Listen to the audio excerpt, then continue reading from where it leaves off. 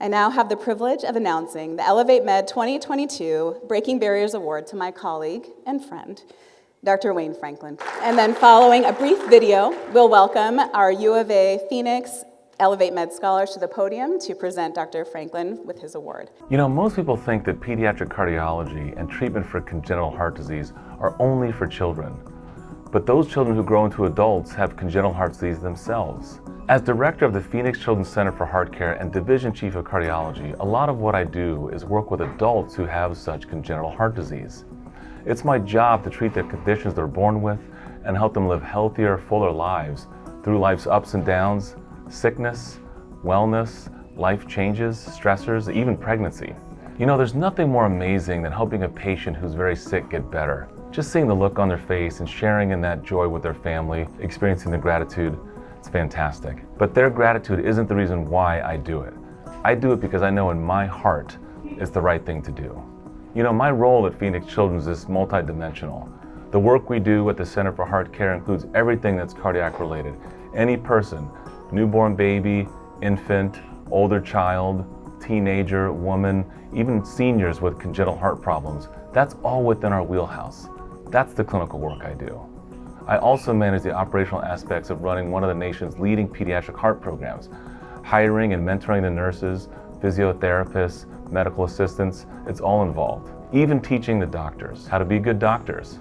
In all fields of medicine, but certainly in pediatrics, it's all about the patients and families. The parents, guardians, grandparents, siblings, they're all involved. And that's the beauty of pediatric medicine and getting to work with all the members of the family, extended and otherwise, the whole multi-generational impact. You know, when you treat heart disease, you're not just treating that patient, but you're treating the entire family. It's literally a life or death ordeal sometimes. And everybody in the family of the patient is touched by the diagnosis. And the challenge is how to be aware of that and to stay caring and compassionate and positive through it all. It takes time to develop those skills and that awareness. It also takes some role models. And I've been fortunate to have several through my career. It also takes good teachers, and I love teaching. It may be the most important thing of what I do. I'm always educating, even as a parent. My wife Rachel and I have two sons, Lionel and Hudson, and we're always trying to teach them life lessons, school work, culture, sports, everything. You know, as a physician, I teach people of all ages and backgrounds because of my faculty. But I'm also taught by them all the time, because when you're teaching, you're also learning. My students, my trainees, my kids, they all push me with the questions they ask, and they should. One of the beautiful aspects of practicing medicine is that it's always changing and always progressing. I love that about medicine. We're always learning and making breakthroughs and innovating all the time.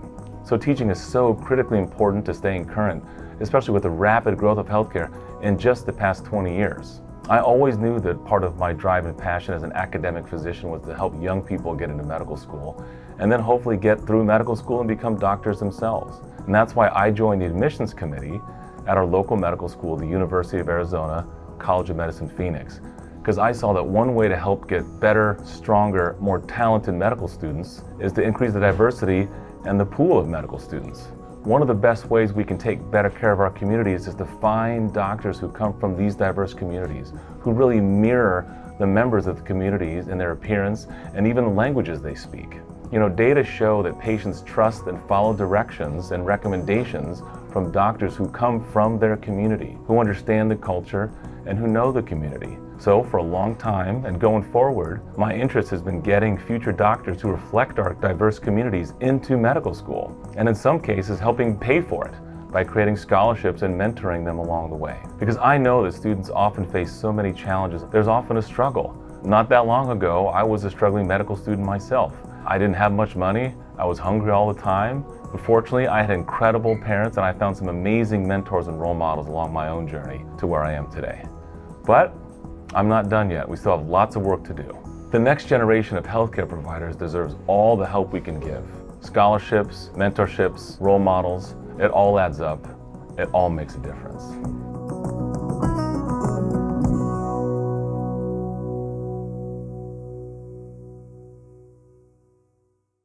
Please welcome ElevateMeD scholars and University of Arizona College of Medicine Phoenix medical students, Abigail Solorio and Marcus Childs.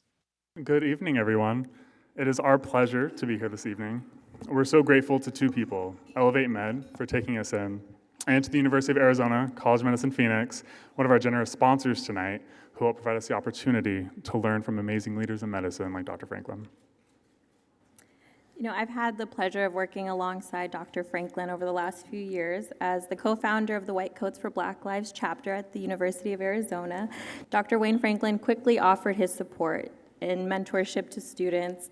He even opened up his home to his students as well from underrepresented backgrounds and served his wisdom and his expertise as a panelist member.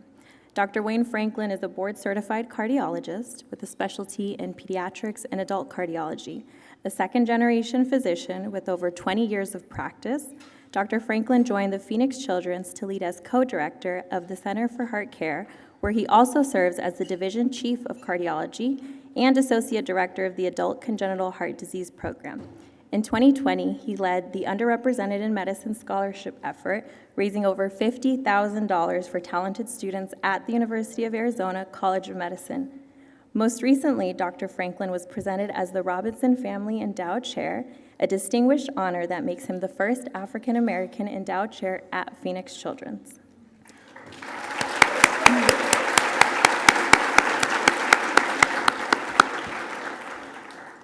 Today at our Scholar Summit, we had the opportunity to hear from Dr. Franklin and his journey into medicine. And he shared a few words with us that I was really inspired by. Especially his intentional and continuous effort to support future physicians of marginalized backgrounds. Despite his very well-earned prestige, he has not lost sight of the need to empower disadvantaged students so they can become doctors as well. And through his service on admissions committees and mentorship, he continues to reach down and help others up while he continues to climb the ladder of success. He told us something too that really stuck with me. He said big change can happen through little things, and those little things are exactly why we're celebrating him tonight. So please join us in welcoming our 2022 Breaking Barriers Award recipient, Dr. Wayne Franklin.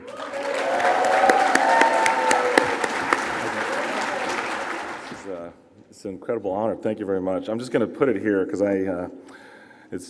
thank you, Ginger. Thank you. Well, first of all, thank you guys so much. I'm going to try to, my wife tells me I always keep things brief, so we're going to try to keep it brief. But I do have some things to say. First of all, I want to thank ElevateMeD and Dr. Alex Port and Dr. Greg Humphrey. I mean, do they know how to throw a party or what? This is like, because I was at last year's event. This is even better. This is incredible. So thank you guys very much. And I also have to thank my wonderful wife and mother and boss of our kids, Rachel McNeil Franklin. Thanks, honey, for being here. And I couldn't do this without her doing everything that she does for our family and for me. So thank you, honey, for that. And also our wonderful kids, Lionel and Hudson. You saw them on the screen there. And I also wanted to give a shout out to the Humphreys kids, McKenna and Rylan, who are here, because it is a family affair. We were not brave enough to bring our kids, but Dr. Greg and Dr. Alex brought their kids, so thank you guys very much. And I also want to thank Phoenix Children's Foundation, and the medical school, University of Arizona College of Medicine Phoenix as well, for all the good work they do and for being here. And also Mayo College of Medicine, they're a big part of what we do as well too. So thank you all very much for being here. And then last but certainly not least, I want to give a big acknowledgement to the Robinson family. They are the wonderful family that were able to endow me in our efforts at Phoenix Children. So thank you for them. Tarl and Chris have been fantastic partners and wonderful people. So thank you guys very much. And I do just want to tell one story. This is a real life story. I'll try to make it brief. But Abby and Marcus, who are wonderful students, are really why we're here tonight. And I had the opportunity to meet them over the last few years. We got to talk yesterday and today.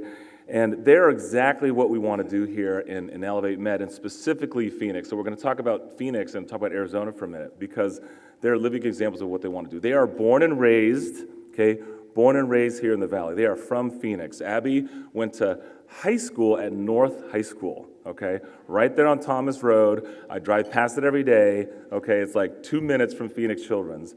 And Marcus went to Mountain View High School in East Mesa. So we have like real Phoenicians and Arizonans here, which is incredible, okay? But it's real, and now, right, yeah. Now they went to U of A undergrad, right? So they're state bound, and now their medical schools at the University of Arizona, College of Medicine, Phoenix.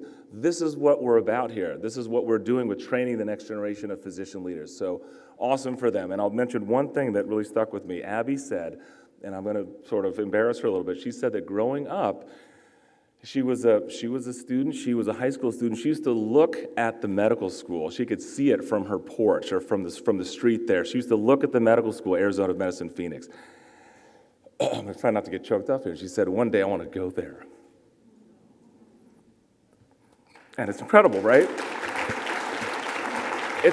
It's incredible because it wasn't even built yet, right? She could see it being built, but it wasn't even built yet. And so now to see her as a soon-to-be graduate is fantastic. So I just wanted to say thank you, everybody. And that's exactly why we're here tonight, and that's exactly what ElevateMed's about. So thank you very much.